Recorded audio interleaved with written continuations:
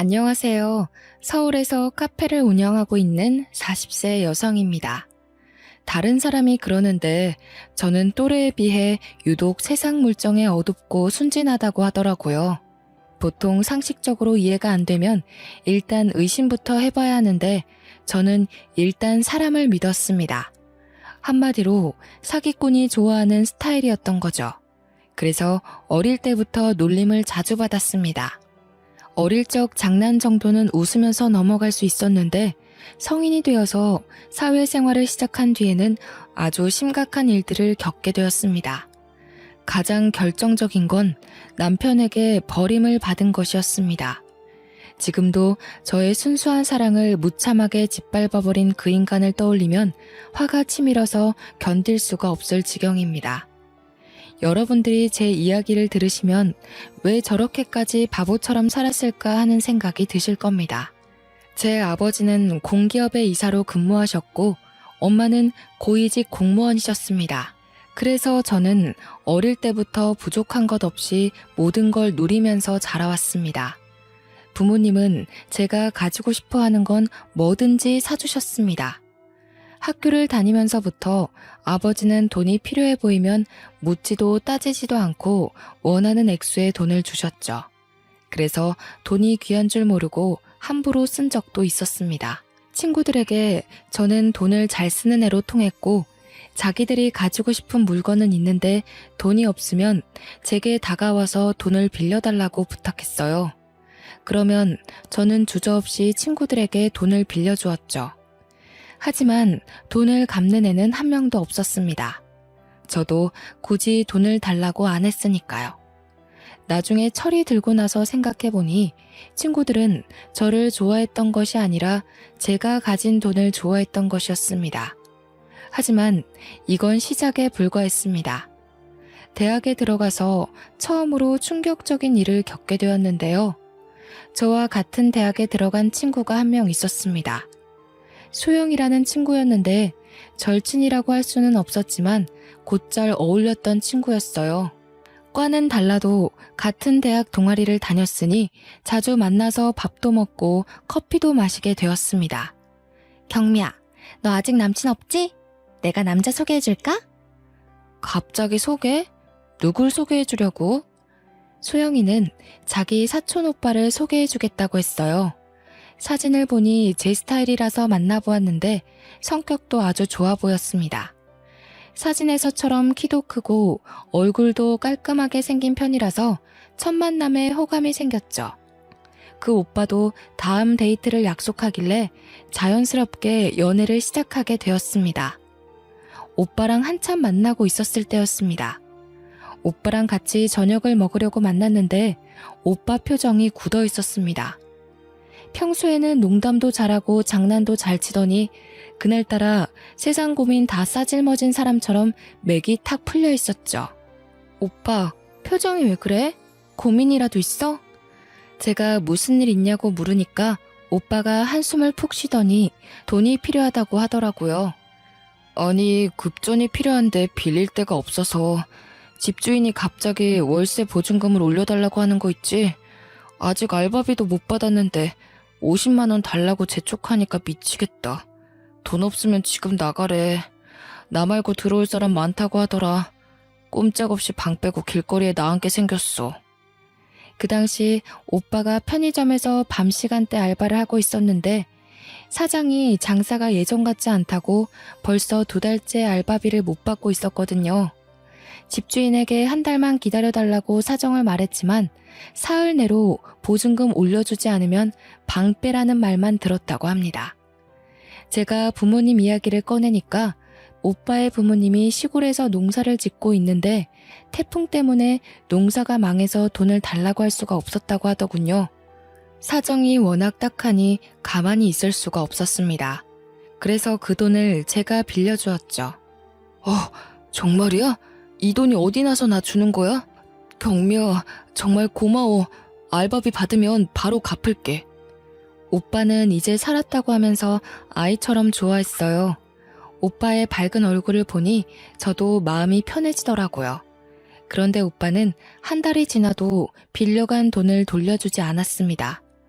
만날 때마다 몇 번을 망설이더니 제가 먼저 말을 꺼내게 만들었습니다. 오빠, 저번에 빌려간 돈 말이야. 언제 줄 수 있어? 갑자기 무슨 돈?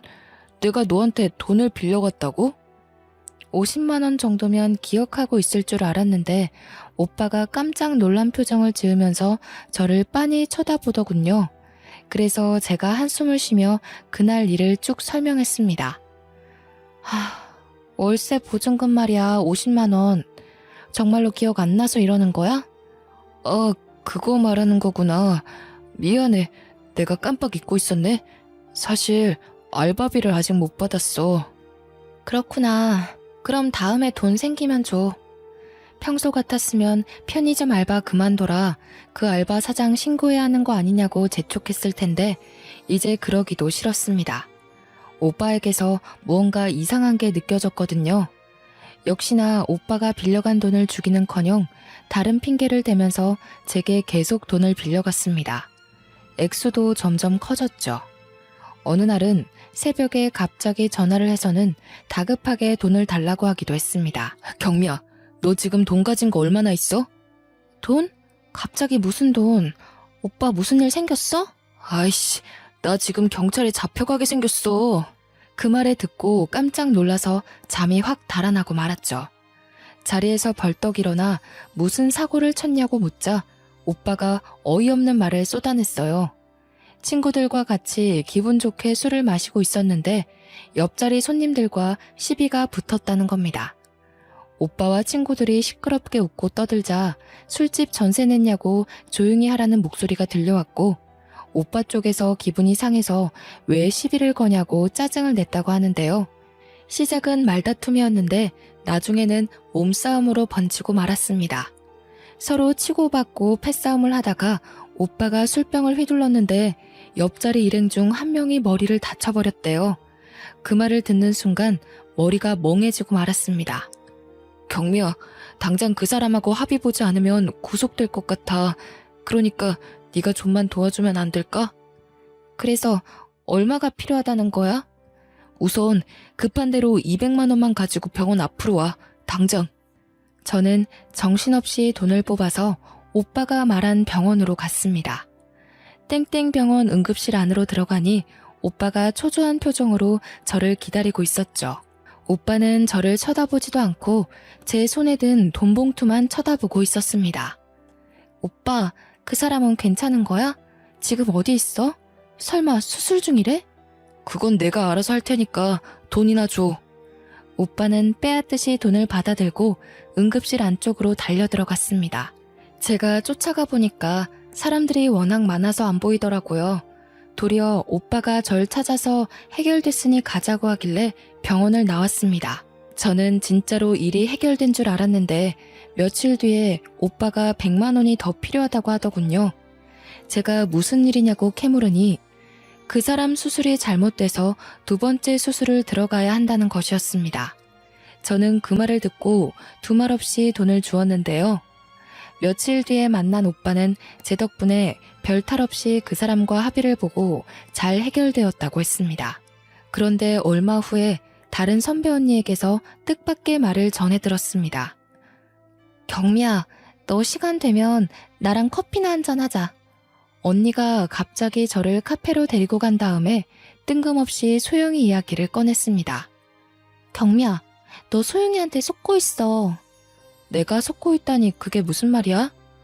내가 이럴 줄 알았다. 아직도 모르고 있었구나. 네가 만나고 있는 남자, 소영이 사촌 오빠가 아니라 애인이야. 소영이가 저한테 사촌 오빠라고 해놓고 자기 애인을 소개해줬다는 것이었습니다. 언니는 소영이와 친분이 있었습니다.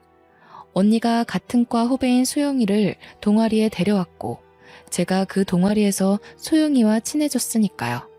어쩐지 얼마 전부터 소영이가 동아리만 오면 호구 같은 스폰서를 하나 물었다고 자랑을 해댔습니다. 수영이 너 다음 주에 남친이랑 제주도 여행 간다던데 진짜야? 얼마 전까지만 해도 돈 없다고 징징댔잖아. 알바라도 새로 구했어? 알바는 무슨, 다 돈이 생겨서 가는 거지. 해외여행은 못 가도 제주도 가서 바닷가 바람은 한번 쐬고 와야지. 안 그래? 둘 다 알바도 안 하는 주제에 무슨 돈으로 제주도를 가? 부모님이 대주셔서 가는 거야? 동아리 애들이 묻자 수영이는 호구 하나 잘 물면 돈이 그냥 생기는데 힘들게 알바를 할 필요가 없다고 하더라고요. 내가 고등학교 때부터 빨대 꽂고 챙겨 먹던 애야. 가진 건 돈밖에 없는 바보 같은 년인데 너희들은 모르고 있어도 돼. 어차피 말해도 몰라. 저는 소영이가 이런 식으로 말하길래 그게 저라는 생각도 못했습니다. 이런 식으로 소영이는 대놓고 저를 등쳐먹으려고 애인하고 작당을 했던 겁니다. 오빠는 편의점 알바 같은 건 하지도 않았고 월세 보증금이나 패싸움 이야기는 새빨간 거짓말이었던 거죠. 언니가 하는 이야기를 듣고 수영이가 이런 식으로 대놓고 바보 취급을 했다고 털어놓으니 언니가 한숨을 내쉬며 말하였습니다. 경미 너는 이렇게 순진해서 험한 세상을 어떻게 살려고 그러니? 지금이라도 인간 같지도 않은 것들하고 연 끊고 상종하지 마. 언니는 소영이에게 이용당하는 저를 딱하다는 눈빛으로 쳐다보고 진심 어린 충고를 해줬습니다. 저는 두 년놈이 너무 괘씸해서 그냥 물러설 수 없었죠. 그래서 소영이를 불러서 하나하나 따져보았는데요. 너 내가 그렇게 만만해? 친구라서 믿었는데 사람을 이따위로 가지고 놀아도 되는 거야? 그동안 사기쳐서 나한테 뜯어간 돈 전부 다 가져와. 안 그러면 내가 가만두지 않을 거야? 뭐? 갑자기 왜 그래? 미안해 경미야. 내가 생각이 너무 없었어. 오빠가 하자고 한 거야. 내가 하지 말라고 했는데 오빠가. 제가 태어나서 처음으로 도끼 눈을 뜨고 소영이에게 소리를 질러대니까 제 기세에 놀란 소영이가 미안하다고 사과하더라고요. 마음 같아서는 머리채라도 잡고 싶었지만 사람들이 싸우는 저희를 보고 몰려왔습니다. 그래서 일단 돈부터 돌려달라는 약속을 받아놨죠. 소영이는 돈을 돌려주겠다고 했지만 다음 날부터 제 연락을 아예 무시해버렸습니다. 연락이 안 되는 건 오빠도 마찬가지였어요.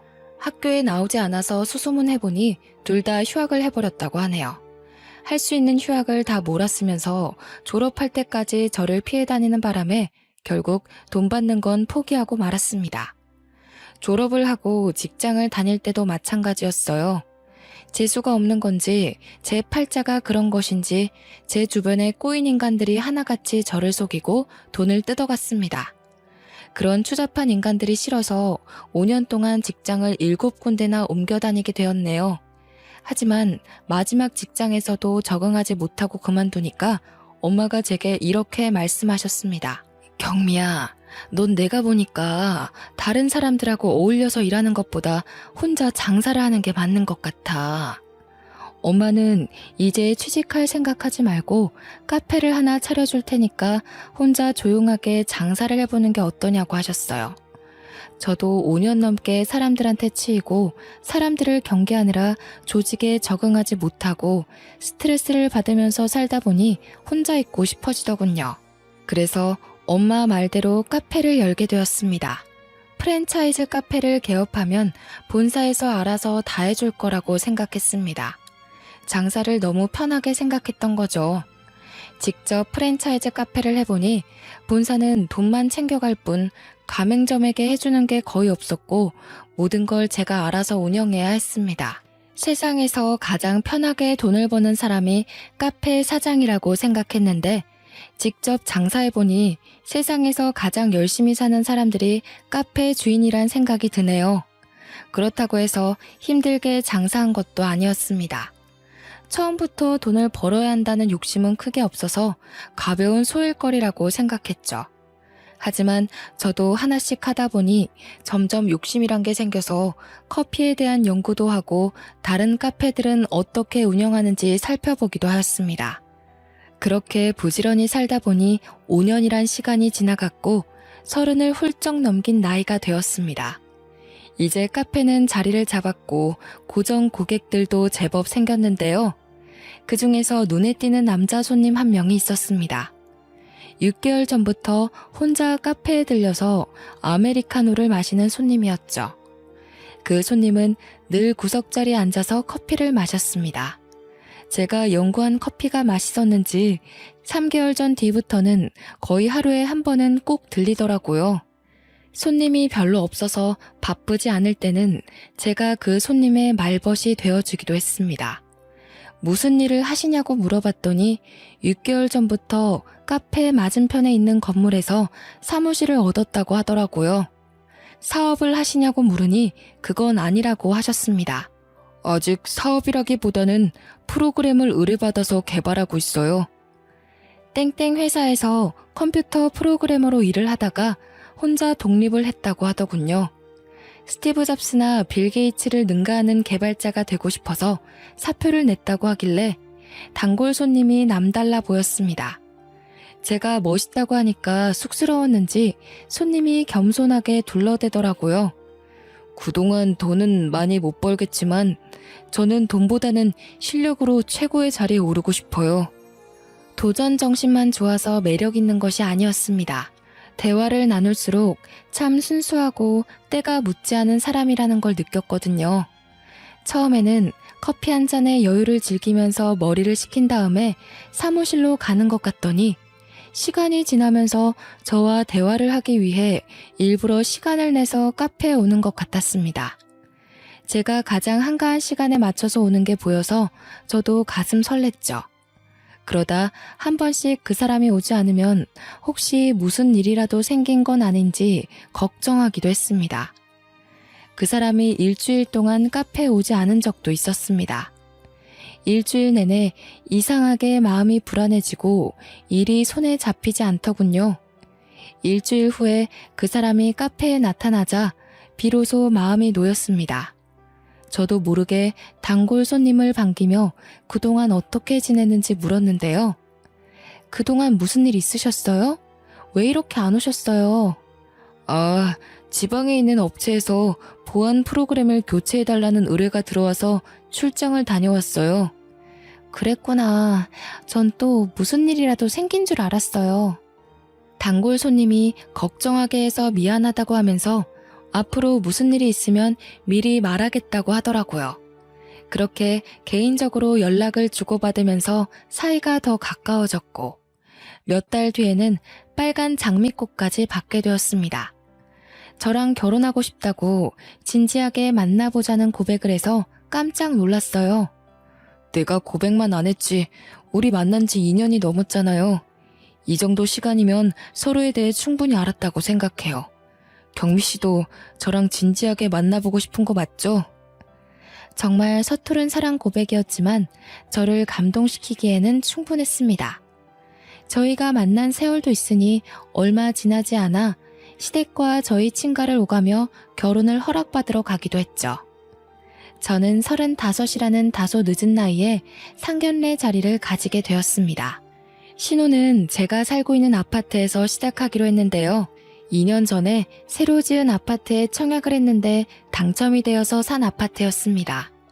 평수가 꽤나 큰 아파트여서 신혼생활을 해도 무리가 없어 보였어요. 남편은 제 아파트를 보고 저에게 너무 미안해했죠. 집은 내가 마련해야 하는 건데 시작부터 당신한테 신세 지는 것 같네. 그게 무슨 상관이야. 이렇게 큰 아파트 놔두고 따로 집을 구할 필요는 없잖아. 좋아. 딱 5년만 기다려. 내가 멋진 전원주택 하나 사서 당신 호강시켜 줄 테니까. 남들이 들으면 터무니없는 소리라고 할지 모르지만 지금 남편이 하고 있는 사업이 잘 되고 있어서 5년 뒤에는 누구나 인정하는 소프트웨어 벤처 사업가로 성공한다면 가능한 일이었습니다. 성공하지 않더라도 말이라도 그렇게 해준 게 참 고마워서 저는 결혼 상대를 참 잘 만났다고 생각했습니다. 결혼식 전이었지만 남편은 제 집으로 짐을 옮겼고 같이 살게 되었죠. 그런데 결혼식을 일주일 앞둔 어느 날 느닷없는 불청객이 카페를 찾아와서 이상한 말을 하였습니다. 정경미 씨 되시죠? 남편한테 들어서 한번 찾아와 봤어요. 곧 결혼한다고 하던데 축하해요. 저 누구신데 그러시죠? 남편이요? 네. 그쪽이랑 곧 결혼할 남자 와이프가 바로 저예요. 갑자기 모르는 여자가 찾아와서 제 남편 될 사람의 아내라는데 믿을 수가 있어야죠. 게다가 남편의 아내가 꺼낸 첫 마디가 저희들의 결혼을 축하한다는 것이었습니다. 정말 상식적으로 이해가 안 되는 상황이었죠. 저는 남편이 유부남이라는 사실을 아예 모르고 있어서 그 말을 듣고 할 말을 잃어버리고 말았습니다. 그런데 저를 찾아온 여자는 너무나 당당하고 태연해 보였어요. 곧 이혼할 거니까 걱정하지 마세요. 저는 경미 씨한테 시비 걸려고 온 게 아니거든요. 갑자기 찾아와서 무슨 말씀 하시는 거예요? 지금 굉장히 무례하신 거 알고 계시죠? 남편과 곧 이혼한다니 도대체 남편에게 무슨 문제가 생긴 걸까 싶었는데 전처가 자기한테 다른 남자가 생겨서 이혼을 하게 되었다고 말해주었습니다. 혹시 경미 씨한테는 첫사랑이 있었나요? 그리고 느닷없이 첫사랑에 대해 묻더니 자기가 어쩌다 남편이 아닌 다른 남자와 바람을 피우게 되었는지 자세하게 이야기해 주었습니다. 고등학교 때 만나서 사귀게 된 첫사랑이 있었는데 3년 정도 교제하다 결혼을 약속했다고 합니다. 그런데 부모님이 강력하게 반대해서 헤어지게 되었다고 하더라고요. 남자친구가 있다는 걸 알게 된 부모님이 머리에 피도 안 마른 어린 것들이 벌써부터 연애질이나 하고 다닌다고 호되게 야단을 맞았다고 하네요. 그런데 2년 전 동창 모임에 갔다가 첫사랑을 다시 만나게 되었다고 했습니다. 첫사랑은 대학을 졸업하고 미국으로 이민을 간 바람에 그동안 동창 모임에는 나올 수가 없었다고 해요.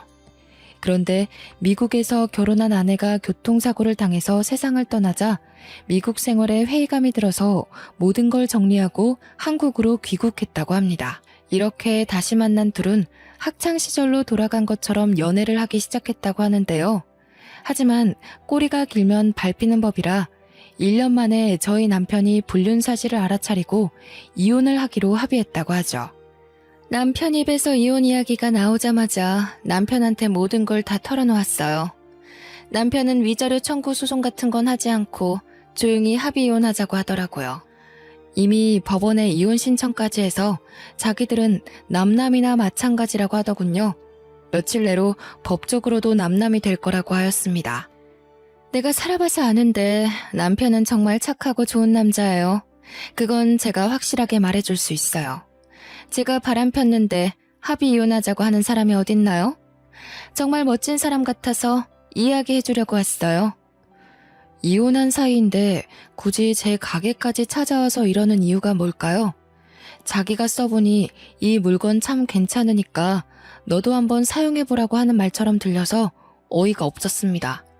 그래서 짜증을 내며 전처를 쫓아내려고 했죠. 그런 거 이야기 안 해줘도 되니까 나가세요. 장사 방해되니까 나가시라고요. 화내지 말고 제 말 좀 들어보세요. 우리는 헤어지는 게 서로의 앞날을 위한 거라고 생각했어요. 최선의 선택이었던 거죠. 저는 제 전 남편이 오해 안 받고 행복하게 살길 바래서 온 거니까 너무 그렇게 보지 마세요. 경미 씨도 행복하게 잘 살길 바랄게요. 이미 헤어진 분이 와서 할 말은 아닌 것 같은데요. 저희 일은 저희가 알아서 할 테니까 참견하지 마세요.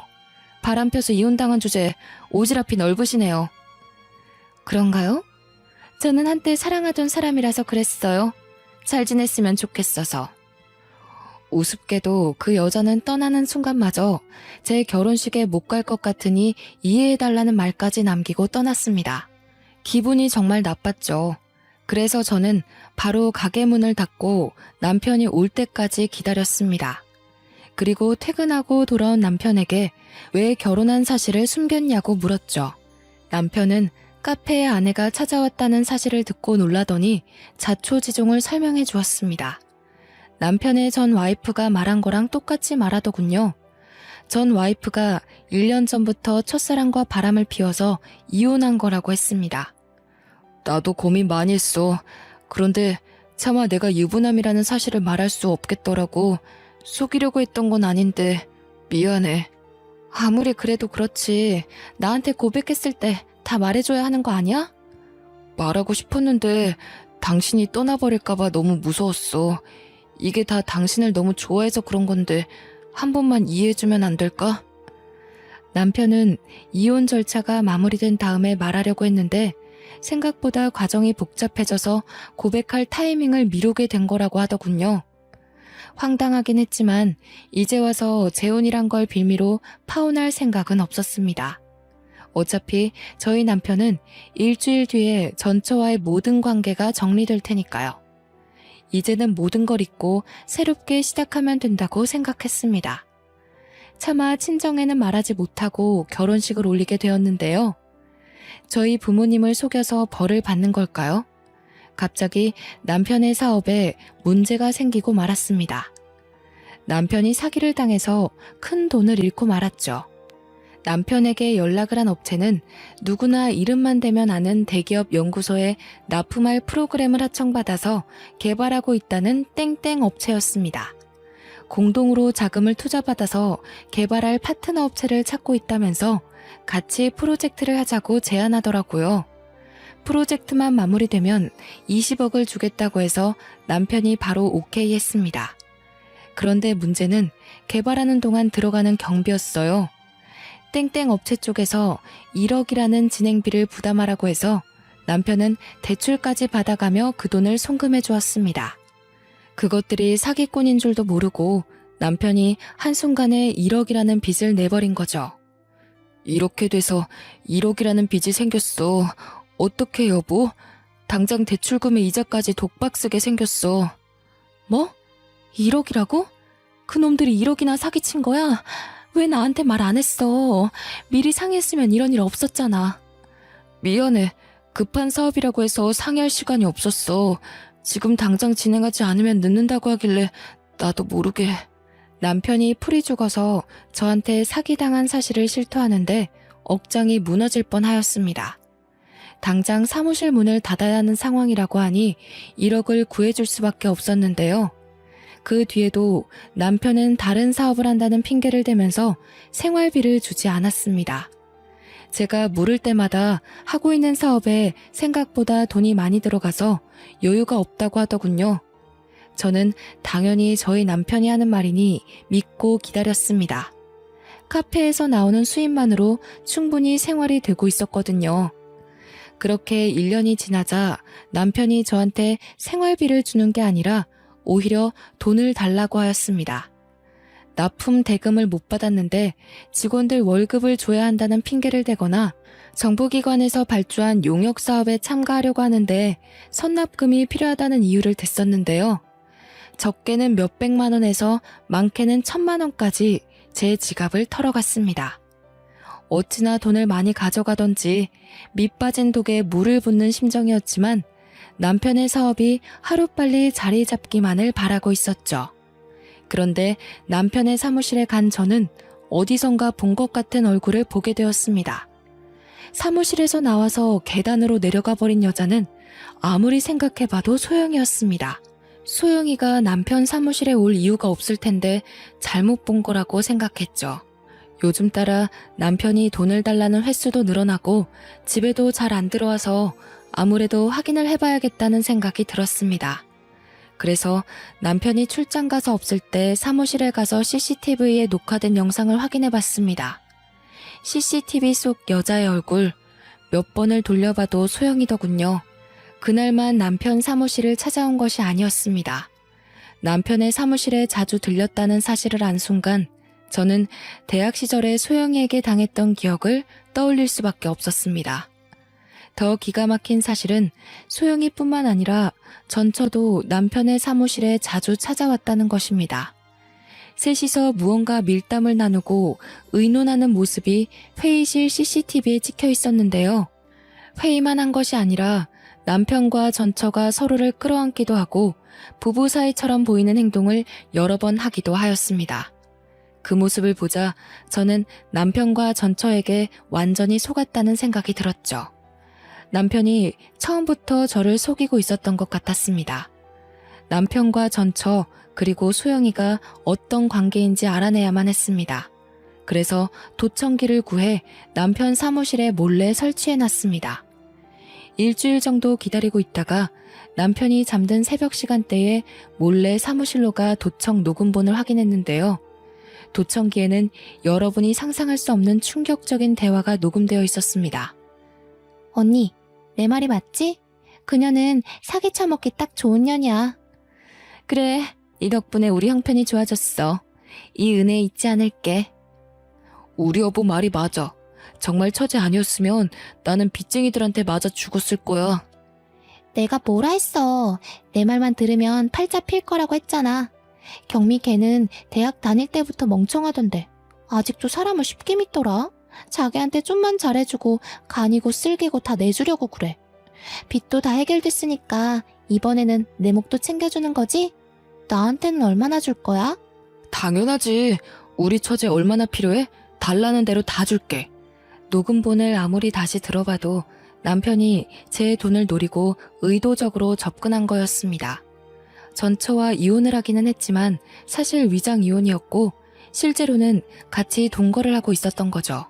게다가 저희 남편이 소영이를 처제라고 부르다니 저는 소영이가 전처의 여동생인 줄도 모르고 있었습니다. 사업을 하다가 크게 망해버린 남편은 빚쟁이들을 피해서 도망치듯이 카페 맞은편 건물에 사무실을 얻어서 숨어서 지내고 있었다고 합니다. 형부를 찾아왔던 소영이가 우연히 제 카페를 알아보고 저를 이용할 계획을 세웠던 겁니다. 그렇게 제 돈으로 빚을 갚고 생활비로 쓰고 있었다는 사실을 알아내고 저는 기생충 같은 인간들 때문에 피눈물을 흘리고 말았습니다. 게다가 여기서 저를 더 속이고 도망갈 생각을 하고 있더군요. 그년이 아무리 눈치가 없다고 해도 여기서 시간 더 끌면 의심할 게 뻔해. 마지막으로 크게 한탕하고 해외로 튀어버리자. 해외? 저번에 말한 하와이 말하는 거야? 아니면 필리핀? 우리 아예 이민 가버려서 돈 걱정 없이 좀 살아보자. 그래, 돈만 많은 그년 도움 좀 받으면 필리핀 같은 데 가서 편하게 살 수 있을 거야. 이번에 지긋지긋한 한국 땅 떠나버리게. 남편은 사업 투자를 목적으로 제 카페를 담보로 대출을 받아놓았습니다. 그걸 가지고 양반 도주를 할 어처구니 없는 계획을 이야기하고 있었죠. 하지만 확실한 증거를 잡은 이상 남편이 도망가도록 놔둘 수 없었습니다. 변호사를 찾아가서 물어보니 남편과 전처 그리고 소영이까지 모두 사기죄로 엮어 넣을 수 있다는 사실을 알아냈습니다. 변호사 선임을 한 뒤 저는 남편이 있을 시간대에 집으로 돌아갔습니다. 집에 들어가자마자 남편을 붙잡고 녹음한 파일을 들려주었는데요. 그러자 그 인간이 소영이가 꾸민 짓이라며 자기는 시키는 대로 한 것뿐이라고 발뺌을 하였습니다. 나는 아무 잘못 없어. 처제가 이렇게 하면 다 해결될 거라고 협박했다고. 돈 안 받아오면 이혼당하고 길바닥에 나앉을 거라고 하는데 어떡해. 나도 방법이 없었어. 이제 와서 오리발 내민다고? 나는 너 때문에 2년 넘게 돈까지 뺏겼어. 내 인생이 망가졌다고. 억울하고 분해서 끝장을 봐야 되겠어. 그러니까 각오 단단히 하고 있어. 여보, 이러지 말고 우리 대화로 해결하자. 우리 사랑하는 사이잖아. 그동안 만난 세월을 생각해. 내가 진짜로 당신 이용해 먹는 사람 같아? 나도 피해자라고. 나도 너무 무서웠어. 당신한테 말하고 싶었는데 당신도 협박받을까봐. 뭐? 피해자? 내가 그 말에 속아 넘어갈 것 같아? 당장 꺼져. 내가 당신이랑 대화할 것 같아? 난 인간이랑만 대화해. 당신 같은 쓰레기랑 말 안 한다고. 왜 이래 정말. 내 말 좀 들어봐. 당신은 나한테 질렸을지 몰라도 내가 당신 사랑한다고. 난 당신 없이 못 살아. 내가 평생 당신 곁에서 속죄하면서 살게. 그러니까 한 번만 봐주라. 남편이 지푸라기라도 잡는 심정으로 제게 매달렸지만 이미 버스는 떠난 뒤였습니다. 제가 남편 뺨을 확 때려버리니까 때려도 좋으니까 제발 봐달라고 비굴하게 굴더군요. 결국 경찰을 부른다고 말하니까 남편이 꽁무니 빼고 도망가 버렸습니다. 남편에게 이혼소송과 위자료 청구를 했고 소영이와 전처를 사기죄로 고발해버렸죠. 경찰에서 소환장이 날라오자 다급해진 소영이는 저를 찾아와서 한 번만 용서해달라고 울면서 매달렸습니다. 경미야, 이 소환장 뭐야? 설마 나 사기죄로 고소한 거니? 도대체 왜 그래? 우린 친구잖아. 내가 잘못했어. 사정이 너무 급하다 보니 그런 짓을 하고 말았어. 예정을 생각해서라도 한 번만 살려주라. 우리한테 정이란 게 있긴 하니? 넌 지금도 나를 바보 같은 호구로 생각하고 있잖아.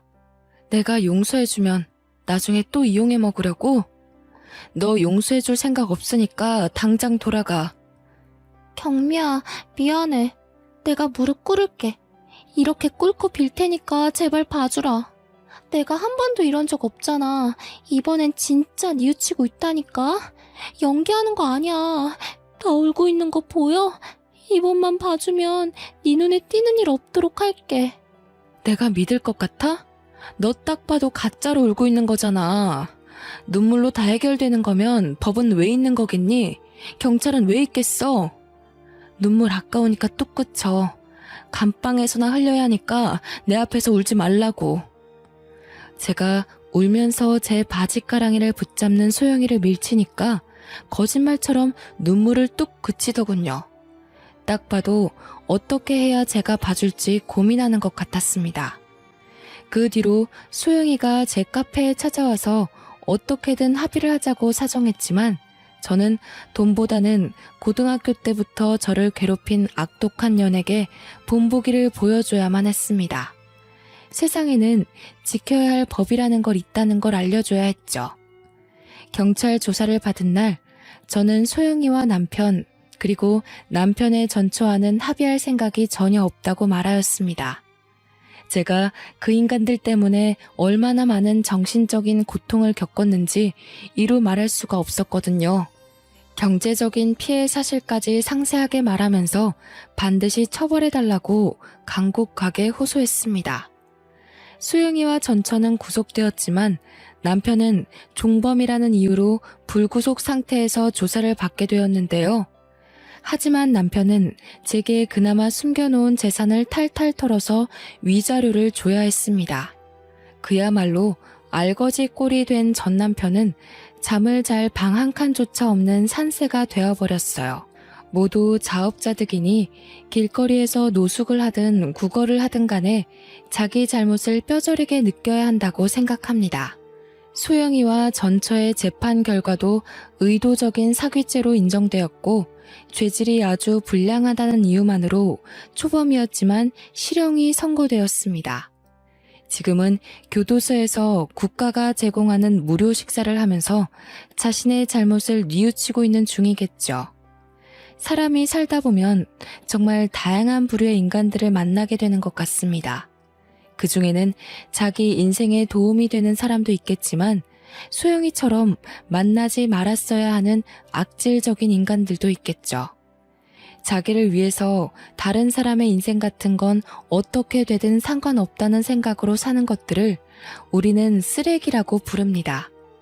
여러분들은 주위에 이런 쓰레기 같은 인간들이 없는지 자세히 살펴보시길 바랍니다. 만약 그런 인간들이 있다면 주저없이 관계를 끊어버리라고 말씀드리고 싶네요. 사연을 읽어주신 분들에게 하는 조언이니 부디 주변을 둘러보시길 바래요.